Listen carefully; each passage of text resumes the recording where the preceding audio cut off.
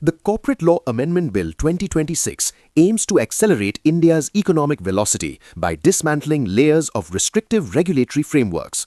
The Finance Ministry has officially tabled this comprehensive regulatory pivot in the Lok Sabha. It restructures two primary statutes, the Companies Act of 2013 and the Limited Liability Partnership Act of 2008. The primary mechanism to achieve ease of doing business is a calculated shift. The bill transitions corporate oversight from a punitive legal framework to a civil compliance system.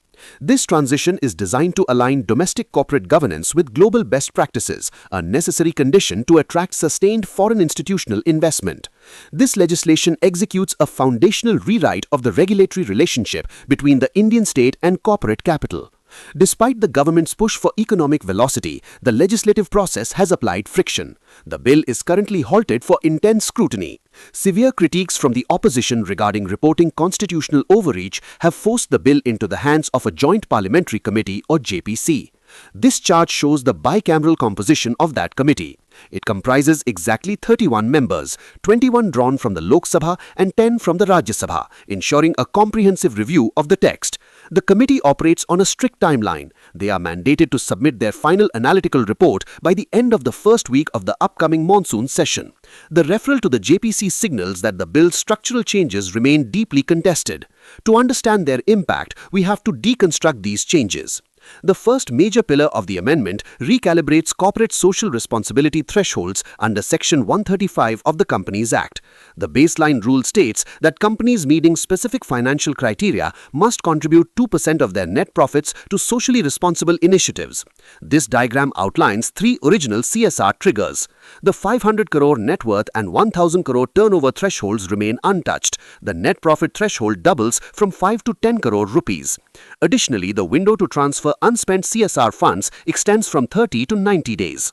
The government's economic rationale is straightforward. The original 5 crore threshold was set in 2013. This upward adjustment accounts for over a decade of inflation and market expansion.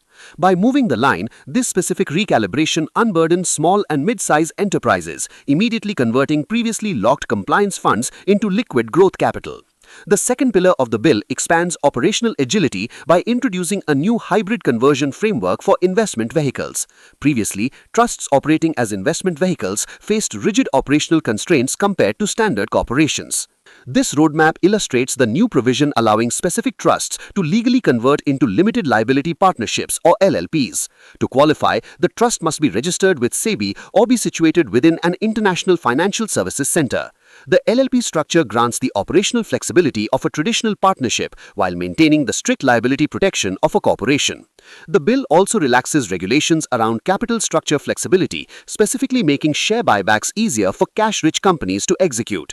By allowing these conversions, the amendment engineers a more fluid capital market where investment vehicles can rapidly adapt their legal architecture to minimize risk.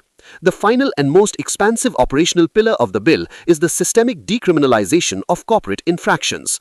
Under previous frameworks, minor procedural errors often resulted in severe criminal litigation, effectively paralyzing corporate operations and paperwork. The new pipeline strips 21 specific offences of their criminal status. Instead of going to court, these offences will now be processed as civil violations, managed exclusively through an electronic adjudication mechanism. This pairs with a simultaneous reduction in physical compliance overhead. Companies can now submit simple self-declarations for minor filings instead of requiring notary-verified affidavits. Corporate governance meetings are also modernized, officially sanctioning video conferencing for standard, extraordinary, and annual general meetings. The new hard limit legally requires corporations to conduct only one physical annual general meeting every 3 years. This entire pillar attempts to clear the massive backlog of corporate litigation by transforming slow physical courtroom battles into rapid automated digital fines.